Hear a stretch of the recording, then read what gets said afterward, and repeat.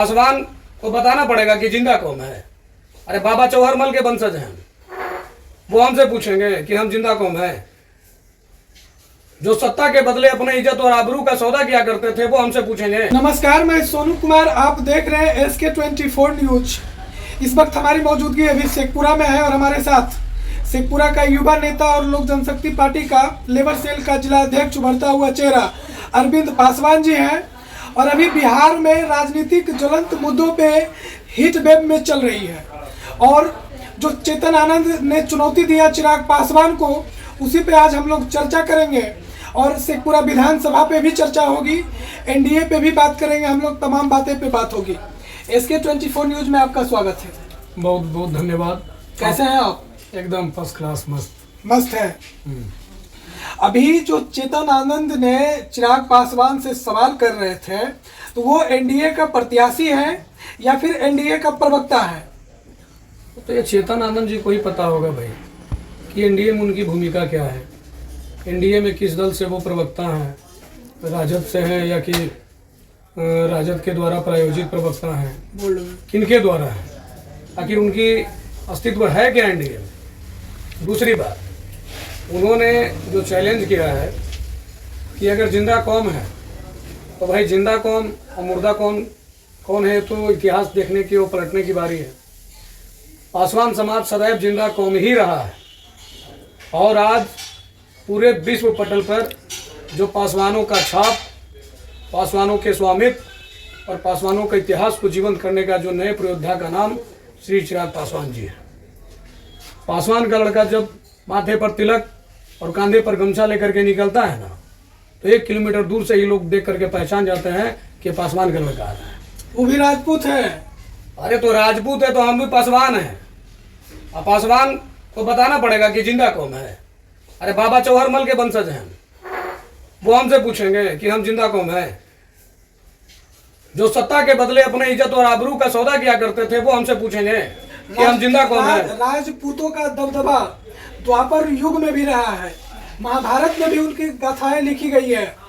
राजपूतों में भी मान सिंह और जयचंद सिंह जैसे गद्दार रहे हैं कि जिस थाली में खाए उसी में वो छेद किए। ये तय कर ले कि ये जयचंद वाले राजपूत है या महाराणा प्रताप वाले राजपूत है। जिस NDA गठबंधन में आज ये सत्ता का मलाई खा रहे हैं, आज उसी NDA के सबसे बड़े योद्धा श्री चिराग पासवान जी के बारे में आप अनाप शनाप बयानबाजी कर रहे हैं।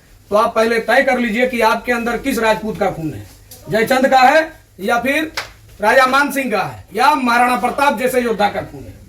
किसका खून है बताइए। आप किधर टारगेट कर रहे हैं? जिसके बारे में आपने सवाल किया उसके बारे में खुल करके टारगेट कर रहे हैं। चेतन आनंद जी का हैसियत क्या है, यहाँ तक कि उनके पिताजी आनंद मोहन का हैसियत क्या है हमारे नेता के सामने, क्या वजूद है।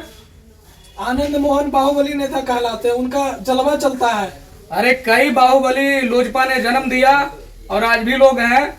ऐसे ऐसे बाहुबली हमारे बिहार के गली कुच्चों में डेली पैदा होते हैं। क्या बाहुबली रहेंगे वो, जो खुद जमानत भीख मांगने से मिली हो, वो हमें चैलेंज करेंगे कि हम जिंदा कौम है या मुर्दा कौम है। ये बताने की आवश्यकता है। मीडिया कुछ न कुछ जो लोग हैं वो चिराग जी और चेतन आनंद में बराबरी करवाना चाह रही है या लड़वाना चाह रही है। अरे लड़ने की हैसियत हो तब ना लड़ेंगे। चिराग पासवान से लड़ने की हैसियत है, सामने खड़े रहने की हैसियत है। अरे हमने एक नेता कह दिया ना भाई, कच्चा में लौंगटा 10 लाख का इनाम, हरियाले। सच बात यह है कि कुछ लोग चिराग जी और चेतन आनंद को बराबर में खड़ा करना चाह रहे हैं, जबकि ना ही उनका औकात है और ना ही उनके पिताश्री का औकात है चिराग पासवान जी के साथ खड़े रहने का। ये बताने का आवश्यकता नहीं है कि चिराग पासवान का बिहार के NDA में क्या स्थिति है और क्या इज्जत है और क्या मान सम्मान है। ये पूरा भारत जानता है कि नरेंद्र मोदी जी के बाद सबसे बड़े स्टारक प्रचारक हमारे श्री चिराग पासवान जी नेताजी रहे हैं। झारखंड हो, बिहार के 22 चुनाव ले लीजिए, हर वो सीट जहां जहां हमारे नेता ने प्रचार किया, आज वहां देख लीजिए जीत की आंकड़े क्या है। ये बताने की जरूरत है। क्या लग रहा है कि जिस तरीके से चिराग जी का जलवा लोकसभा में रहा, क्या विधानसभा के चुनाव में रहेगी? अभी पटना में उनका एक कार्यक्रम था, स्थापना दिवस था पार्टी का, तो शेखपुरा से तमाम लोग भी गए हुए थे, जिसमें आप भी गए हुए थे। क्या दिशा निर्देश मिला विधानसभा पे? हमारे नेता के द्वारा जो टास्क दिया गया कि यहाँ से लोग जो जाएंगे विधानसभा की जो चुनाव है वो जो तैयारी है वो चल रही है। आप अपने अपने ज़िले में जाइए, जिला वाइज कार्यक्रम कीजिए, जिला से लेकर के प्रखंड में कीजिए, प्रखंड से पंचायत और पंचायत से बूथ।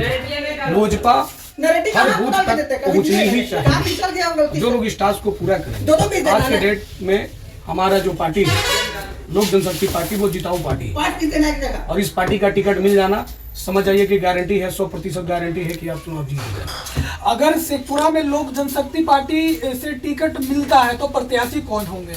ये केंद्रीय नेतृत्व तय करेगा। हमारे बोल देने से या उनके बोल देने से नहीं होगा। जिसने पार्टी को सिरे से लेकर के मजबूत किया, पार्टी के लिए तन मन धन खून पसीना बहाया, पार्टी का हर एक कार्यकर्ता को हक है कि पार्टी का प्रतिनिधित्व बनने का मौका मिले।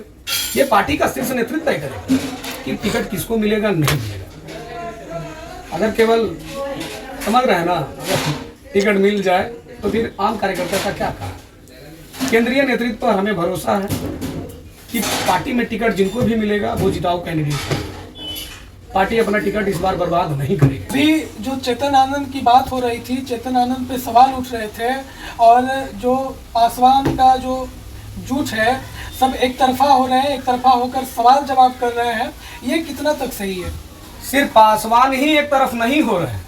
चिराग पासवान जी का जो नारा है, धर्म ना जात करे सबकी बात, हमारे नेता को चाहने वाले जितने लोग हैं, चाहे वो किसी भी समाज से हो, किसी भी धर्म से हो, वो हमारे नेता के समर्थन में खड़े होकर के चेतन आनंद जैसे छुटभैये नेता को उनका हैसियत दिखाने से पीछे नहीं है। जिसे भी आप सुन रहे थे, लोक जनशक्ति पार्टी के शेखपुरा लेबर सेल के जिला अध्यक्ष अरविंद कुमार जी युवा नेता बता रहे थे।